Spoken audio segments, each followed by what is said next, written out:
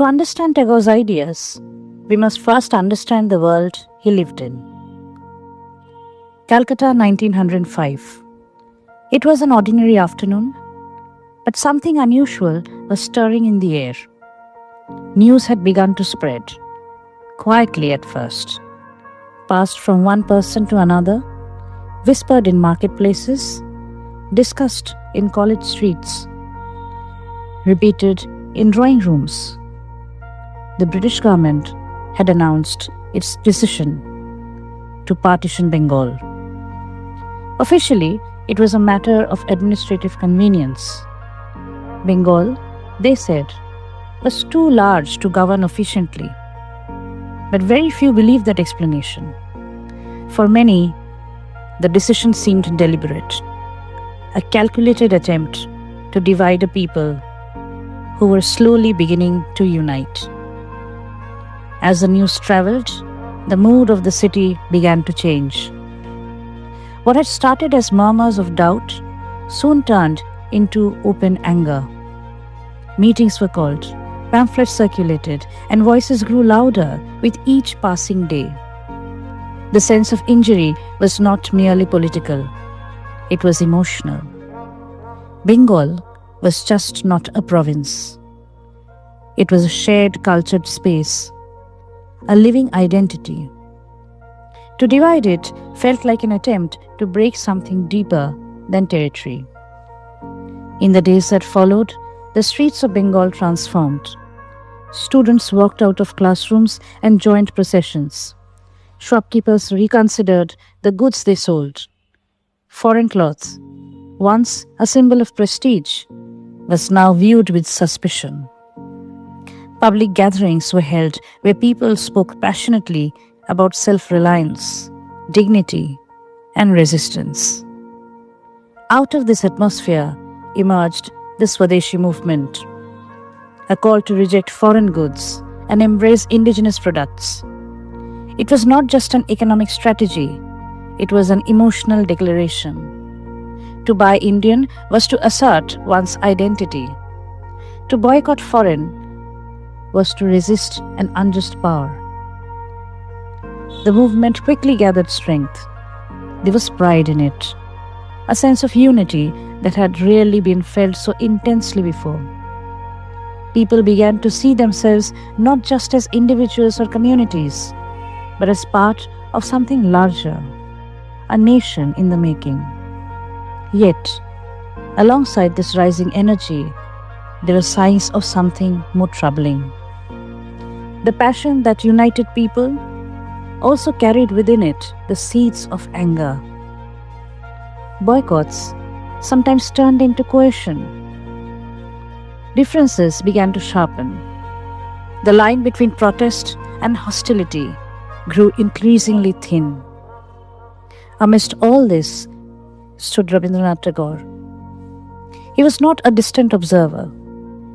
In the early days of the movement, he actively participated in it. He wrote songs that inspired people, songs that were sung in gatherings and processions, songs that seemed to give voice to the spirit of Bengal itself. For many, he became one of the cultural figures who shaped this emerging sense of national identity.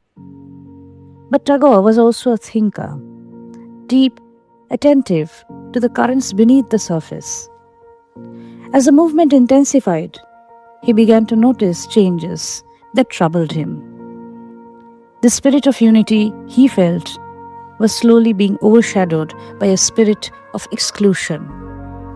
What had begun as a movement of self-respect was turning into one driven by hostility.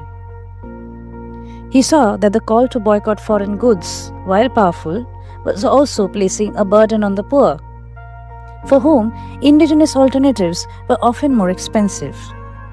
He saw young minds being drawn towards more extreme methods, believing that violence could hasten freedom. He saw how easily love for one's own country could become hatred for others. And this made him pause. For Tagore, the question was not whether India should be free. That was never in doubt. The question was deeper. What kind of freedom was India striving for? and at what cost? Standing in the midst of a movement that was growing stronger by the day, Tagore began to distance himself from its more aggressive forms. He started reflecting critically on the very idea that was driving it: nationalism. It was from this moment of reflection, shaped by both participation and disillusionment, that his later lectures on nationalism would emerge. Lectures in which he would challenge one of the most powerful ideas of his time. Shantiniketan, early morning. The light is soft, filtered through the leaves of tall trees. A group of students sit on the ground in a circle, their books open, their attention fixed not on a classroom wall but on the world around them. There are no rigid boundaries here, no closed rooms, no strict rows of desks. Learning happens under the sky. At a short distance, a man walks slowly across the open field. His long robe moves gently with the breeze. His beard, silver and flowing, catches the morning light. There is a calmness in his presence, but also an intensity, as if he is constantly thinking, observing, questioning. This is Rabindranath Tagore. To the outside world, he is already a figure of immense stature, a poet whose words have travelled far beyond India, a writer whose work has touched minds across continents. In 1913, he would become the first non-European to receive the Nobel Prize in Literature for a collection of poems that seemed to speak not just to a nation, but to the human spirit itself. But to define him only as a poet would be to miss something essential. Tagore did not belong to a single rule. He wrote stories and novels that explored the complexities of human relationships. He composed songs that blended devotion, nature, and emotion into a unique musical tradition. He reflected deeply on society, on culture, on the direction in which modern civilization was moving. And perhaps most importantly, he tried to build something. Shantiniketan was not just a school, it was an experiment. Tagore believed that education should not confine the mind, it should open it. He wanted students to learn in freedom, to remain connected with nature, to grow as complete human beings rather than as efficient instruments of society. Later, this vision would take shape as Vishwabharati, an institution which he hoped the cultures of the world could meet, not in conflict, but in dialogue. For Tagore, knowledge was not meant to create boundaries. It meant to dissolve them. This way of thinking did not emerge in isolation. It was rooted deeply in the philosophical traditions of India. The Upanishads had long spoken of a fundamental unity, a sense that all life is interconnected, that beneath our differences there is something shared, something universal.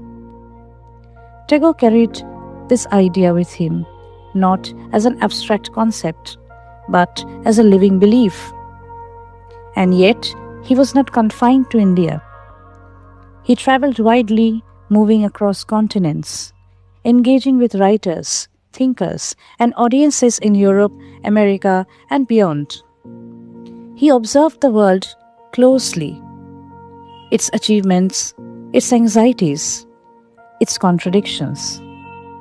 He saw societies driven by progress, but also divided by power, competition, and conflict. Standing between these two worlds, one rooted in spiritual unity, the other in modern political organization. Tagore began to reflect more deeply on the direction humanity was taking. He was not simply asking what India should become. He was asking what it means to be human in a world increasingly divided by nations. It was this dual vision, deeply Indian, yet profoundly universal, that shaped his response to nationalism.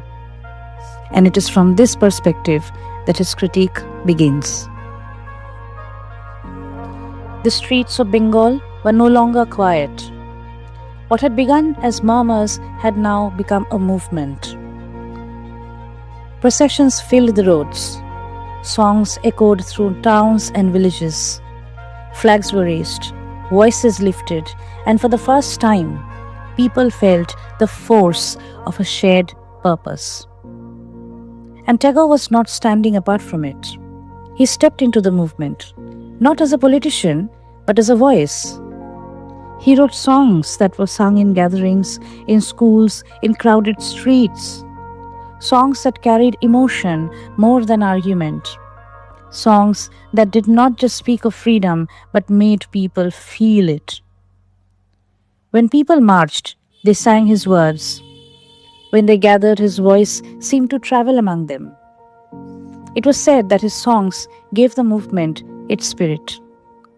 Through his poetry, the idea of the nation was no longer distant or abstract. It became something intimate, something people could feel within themselves. A sense of belonging, of identity, of being part of something larger than one's own life. For a moment, it seemed as though everything was coming together. But slowly, almost imperceptibly, at first, the mood began to change. The same energy that had united people started to harden. In some places, persuasion gave way to pressure. The call to boycott foreign goods was no longer always voluntary. Shopkeepers who continued to sell them were looked upon with suspicion. The movement, which had begun with a sense of dignity, was beginning to carry an edge of intolerance. Tagore watched this shift carefully. He saw something that troubled him. The boycott, which was meant to assert self-reliance, was also creating new difficulties. Indigenous goods were often more expensive, and the burden did not fall on those who could afford it. It fell on those who struggled the most, the poor, the laborers, the people for whom even a small increase in price mattered. What was meant to liberate was, in some cases, beginning to oppress. And this was only one part what disturbed him. There was something darker, more unsettling, beginning to take shape. Among the younger generation, a different language was emerging, a language of urgency, anger, and sacrifice. Patience seemed too slow. Words seemed too weak. And in that impatience, some began to believe that violence could achieve what peaceful resistance could not. Impatience took precedence. In hidden corners, plans were made. Explosives were assembled. The idea of freedom became tied to the idea of force. The cult of the bomb had begun. For many, it felt like courage. For Tagore, it felt like a loss. He had believed that the strength of a people lay not in their ability to destroy, but in their ability to endure, to transform, to rise without losing their humanity. To him, dignity was inseparable from compassion.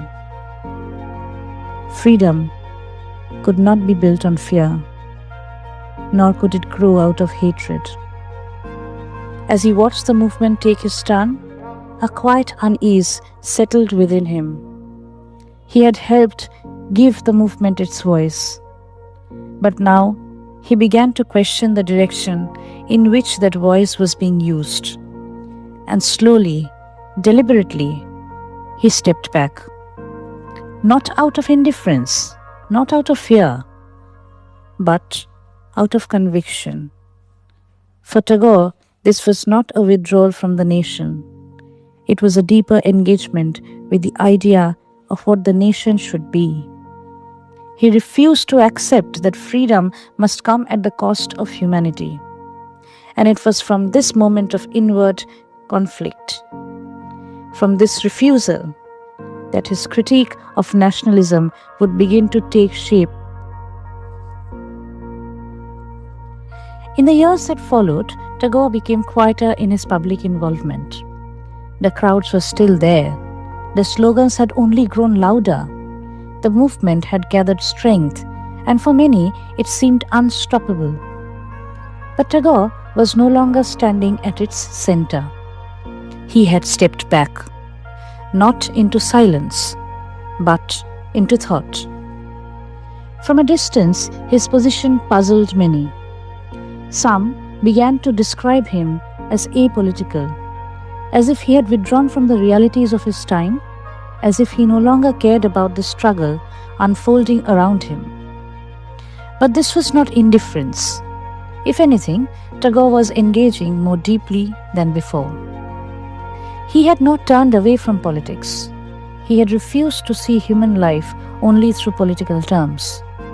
For him, the question of freedom could not be confined to the transfer of power from one ruler to another. It had to reach deeper into the very structure of society itself. Often, he would return to a troubling thought. What does it mean for a country to be free? Is freedom merely the absence of foreign rule? Or is it something more difficult, more demanding, something that must be built from within? The more he reflected, the clearer his answer became. A nation could achieve political independence and yet remain unfree. It could remove an external authority and still preserve the same patterns of domination within. Inequality could persist. Hierarchies could remain intact. The powerful could continue to exploit the powerless. Only now in the name of the nation. And if that happened, what would freedom really mean? Tagore saw this contradiction sharply. He looked at Indian society not as an ideal, but as it was. A society marked by divisions of caste, by habits, by deep inequalities that had been accepted for generations, by exclusion. These were not temporary flaws. They were structures that shaped everyday life.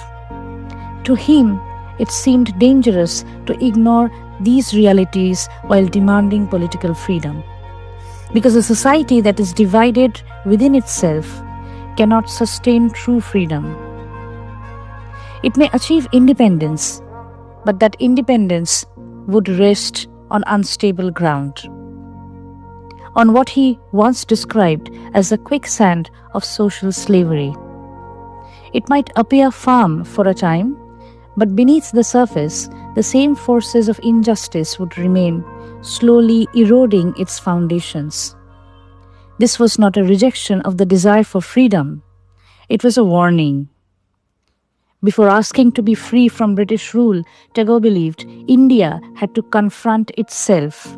It had to question the hierarchies it had normalized, the inequalities it had tolerated, the ways in which it had denied dignity to many of its own people. Freedom, for him, was not something that could simply be declared. It had to be prepared for. It had to be built. And that meant transformation. Not only of political structures, but of social relations, of attitudes, or the very way in which people saw one another.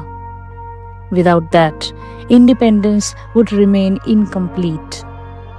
This was the point from which Tagore's critique of nationalism began to take its most radical form. Because if the nation itself is built upon division, then the idea of the nation must also be questioned. Far away from Bengal, in a different world altogether, Tagore stood before an audience in America. The setting was calm, almost formal. A hall filled with listeners, scholars, students, curious minds.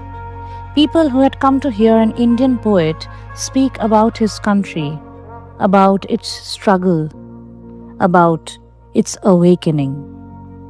They expected perhaps a familiar story, a story of oppression and resistance, of a nation rising against colonial rule, of the urgent need for political freedom. After all, that was the language in which India was being spoken of across the world. Tagore began to speak. His voice was measured, thoughtful, without urgency. He did not begin with anger, not with accusation, not with aggression. Instead, he seemed to be searching for something deeper, something that lay beneath the visible events of his time. And then, very early in his lecture, he said something that must have surprised his listeners. He said, "Our problem in India is not political, it is social." The words were simple, but they carried a weight that was difficult to ignore. At a time when the world saw India primarily as a colonized nation struggling for political independence, Tagore shifted the entire frame of the discussion. He was not denying the reality of colonial rule. He was not dismissing the desire for freedom. But he was asking a question, a different question. What if the problem runs deeper than politics? What if the true challenge is not merely to remove an external power, but to transform the internal life of society? In that single statement, Tagore moved the conversation away from the visible struggle of power and towards the less visible, more complex structures that shape human relationships, structures of caste, of hierarchy, of exclusion. Political change, he suggested, could be achieved relatively quickly, but social change required something far more difficult. It required self-examination. It required the willingness to confront one's own habits, one's own prejudices, one's own inherited ways of living. This was not an easy argument to make, because it asked people to look inward at a moment when all the attention was directed outward. It asked them to question themselves at a time when it was easier to blame an external ruler. And for Tagore, this shift was essential. Without it, he believed, any form of political freedom would remain incomplete. And so, standing before an audience far from home, Tagore began to articulate a vision that was at once deeply rooted in the Indian experience and yet addressed to the whole of humanity. A vision that would question not only colonial rule but the very idea of nationalism itself. As Tagore continued his lecture, he gently shifted the gaze of his audience. Until that moment, the idea of nationalism seemed universal, something that applied to all countries in the same way. It was often assumed that what had worked in Europe could simply be repeated elsewhere, that the path to nationhood was the same for everyone. But Tagore was not convinced. He asked his listeners to pause and to look more closely at history. The story of Europe, he suggested, had unfolded under very different conditions. For centuries, European societies had lived with a sense of pressure of limited resources, of competing powers, of external threat. Survival itself often depended on strength, on organization, on the ability to defend one's boundaries and, at times, to expand beyond them. In such a world, unity became a necessity. People gathered together not simply out of shared identity, but out of the need to protect themselves. They defined who they were by distinguishing themselves from others. The line between us and them became sharper, more urgent. And from this experience, a particular kind of nationalism emerged. It was political, organized, and powerful. And it was also shaped by competition, by aggression, by the desire to assert dominance in a world of rivals.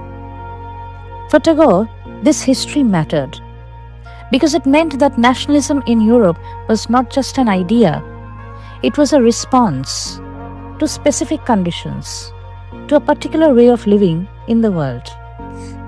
And then he turned to India. Quietly. India's story, he suggested, had followed a different path. It had not been shaped by the same pressures of scarcity. Its challenges had come primarily from outside, in the form of constant external threats. Instead, its greatest challenge had always existed within. India was not a single uniform society. It was, and had always been, a meeting ground. Different races, different religions, different languages, different ways of life, all coexisting within the same geographical space. Diversity was not an exception here. It was the very fabric of everyday life. And this created a different kind of a problem. Not the problem of defending boundaries, but the problem of living together. Not the problem of uniting against an enemy, but the problem of finding harmony among differences. For generations, Indian society had tried to respond to this challenge in its own way, sometimes successfully, often imperfectly. It has searched for forms of accommodation, for ways of allowing multiple identities to exist side by side. This was not a political project in the modern sense. It was a social one. And for that, Tagore made all the differences. Because if the nature of the problem is different, the solution cannot be the same. To adopt the Western model of nationalism without questioning its origins, he believed was to ignore the reality of India's own experience. A system designed for unity against external threats could not easily address the complexities of a society defined by internal diversity. In India, the question was not simply how to become a nation, it was how to become a society in which differences did not lead to division, in which diversity did not turn into conflict, in which people could live together without denying one's humanity. For Tagore, this was the real challenge. And until this challenge was faced, political unity alone would remain fragile, an outer structure without a stable foundation. As Tagore spoke, his tone began to change. Until now, he had been explaining. Now, he began to question.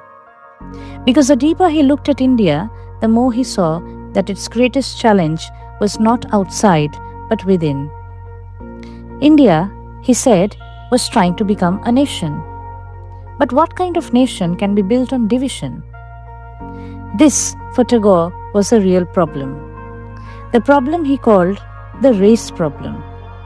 Not race in the modern biological sense, but the problem of living together, of different communities, different identities, sharing the same space without tearing each other apart. India had faced this challenge for centuries, and at some point it had tried to solve it through the caste system. At first, perhaps it seemed like a solution, a way to organize society, a way to give each group its place, to maintain order to avoid conflict. But over time, that order hardened. What had once been flexible became rigid. What had once been a way of arranging society became a way of dividing it. And slowly, most invisibly, it turned into something entirely different. A system that separated people, ranked them, pushed some down while lifting others up. A system that decided who you could touch, who you could eat with, who you could marry, and in many cases, how much you mattered. Tagore did not speak about this gently. He saw it in a contradiction that could not be ignored. Because at the very moment when people were speaking of unity, of nation, of collective identity, society itself was deeply fragmented. And so he asked a question, not as a slogan, but as a challenge. What does freedom mean in such a society? What does it mean to speak of a nation when the people within it are separated by invisible walls? Can a country call itself united if its people cannot share the most basic human relationships?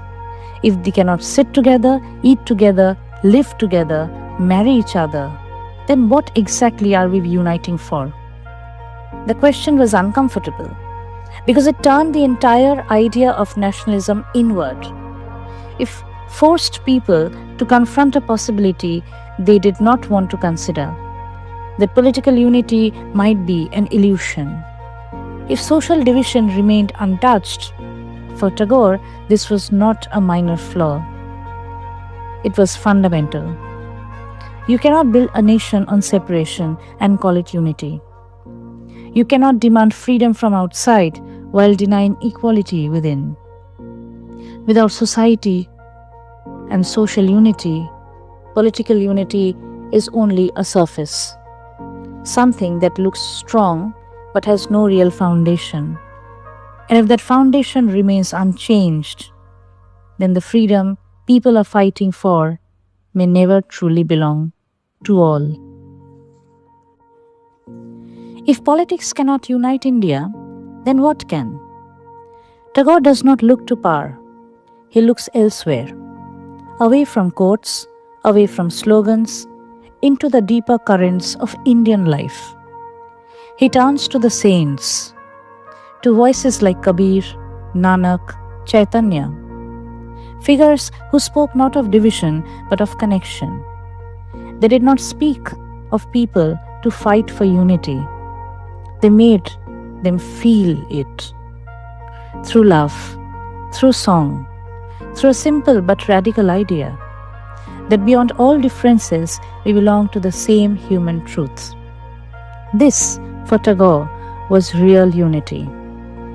Not something enforced from above, not something created by law or power, something that grows quietly from within.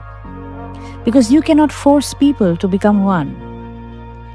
You can only help them recognize that they already are. And that recognition of shared humanity, of empathy, of compassion is stronger than any political structure. For Tagore, this was not the only foundation on which a true nation could stand. And this is where Tagore goes further, much further than his time. He begins to question not just the movement, but the very idea behind it. What is nation? Not a culture, not a people, but an organized power. A system that must grow constantly stronger, faster, more efficient, always pushing, always competing. And in that pursuit, something is lost. Because when power becomes the goal, human beings begin to change. They are no longer seen as individuals with dignity and feeling. They become instruments, useful, replaceable, measured by what they can contribute to the strength of the nation. Slowly, almost unnoticed, moral values begin to fade. Compassion becomes weakness. Efficiency becomes everything. And the question is no longer what is right, but what makes us stronger. From here, the line is easy to draw. We must win. They must lose. And once that line is drawn, suspicion follows, then hostility, then conflict. For Tagore, this was the danger at the heart of nationalism. It promises unity, but it creates division. It tells people who they belong to, by telling them who they must stand against. And in doing so, it feeds a quiet sense of superiority. It allows people to justify what they would otherwise question: exploitation, domination, even violence, all in the name of the nation. Tagore saw where this path could lead, and he did not hesitate to name it a menace, not just to one country, but to humanity itself. Standing there in America, Tagore does something unexpected. He turns the question back to his listeners. He has been speaking about India, its divisions, its struggles, its contradictions. But now, gently, he shifts the focus. What about you? America, too, he suggests, is not a single uniform society. It is a land of many histories, many peoples. And yet, beneath its confidence, there are fractures. He speaks of those who were already there, driven out, silenced, pushed to the margins. He speaks of those brought in chains, forced into a system that denied them dignity. The language is calm, but the implication is clear. The problem of difference is not India's alone. It belongs to the modern world. Every society that brings together different peoples must face the same question. How do we live together without domination?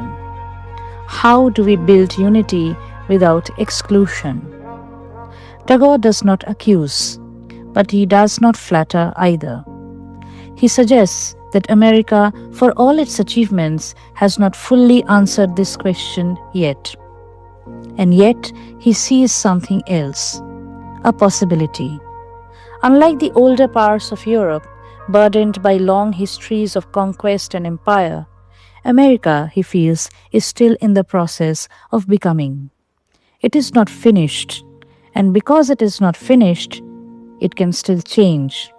It can still choose a different path, a path not driven by power alone, but by a deeper sense of humanity. For Tagore, this is the real challenge, not just for India, not just for America, but for the world that is slowly coming together. A world that must learn to live, not as a competing nation, but as human beings sharing the same future. And yet, for Tagore, India's diversity is not a problem to be solved. It is a possibility. All this difference of language, of belief, of ways of living could easily become a source of conflict. And often it has. But it does not have to be. Because if a society can learn to live with difference without trying to erase it, without forcing it into sameness, then it discovers a different kind of unity. A unity that does not depend on power. A unity that does not demand uniformity. A unity that allows people to remain different and still belong. This, for Tagore, is where India's real significance lies, not in becoming another powerful nation, but in a way finding a way to hold together what is diversity, without breaking it apart. If India can do it, if it can create harmony without domination, connection without control, then its experience is no longer just its own. It becomes a lesson. Because the world he sees is changing. Distances are shrinking. Cultures are meeting. People who once lived apart are now forced to share the same space, the same future, and with that comes a new challenge. How do we live together without turning difference into division? The old answers, power, control, exclusion, are no longer enough. Humanity needs something else, a form of unity that grows from understanding, not force.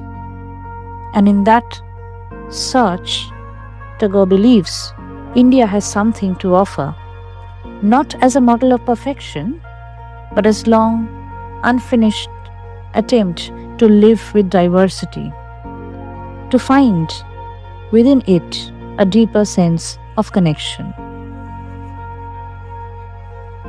In the end, Tagore takes one last step. He moves beyond the nation. All through his lecture, he has questioned, challenged, unsettled the idea of nationalism. But he does not stop there. He does not leave with a rejection. He offers something, a larger vision, not of stronger nations, but of a deeper humanity. Tagore imagines a world where identity does not end at the border, where being human matters more than belonging to a nation.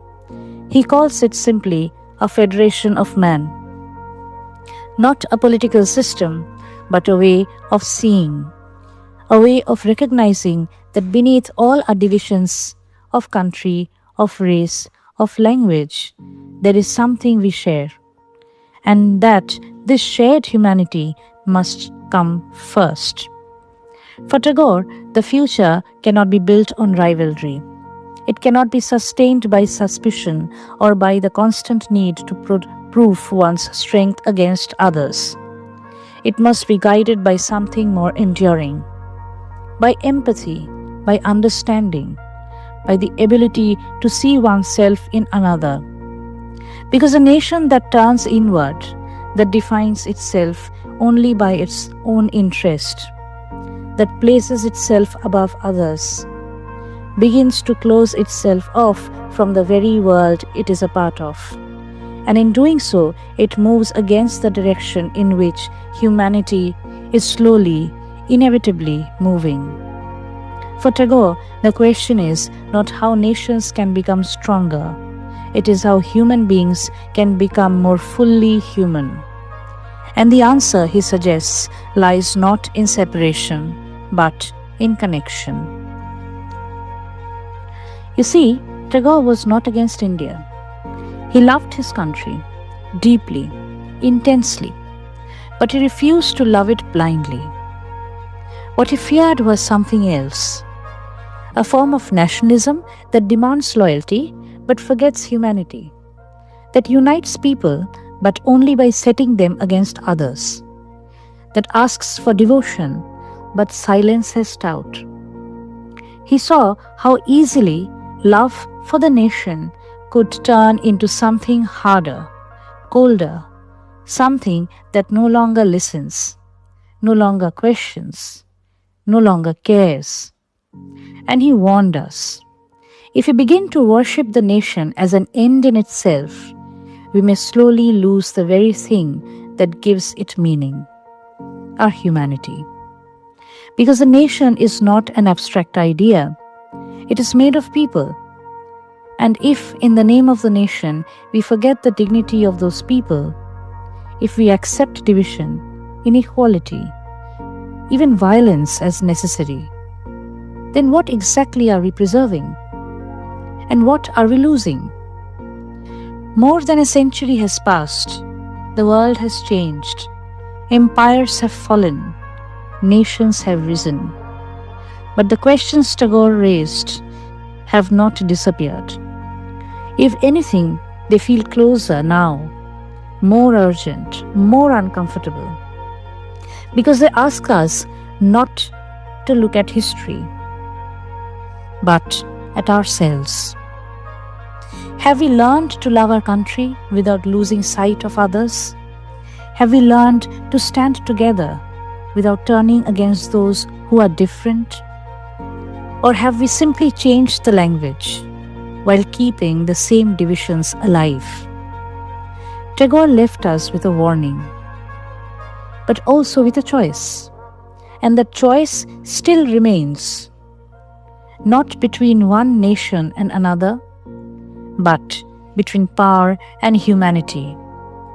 So the question is not whether we admire him. The question is, have we understood him? Or are we still afraid to? Stay tuned for explorations of more texts in your syllabus. For literature lovers, there's a lot more for you too.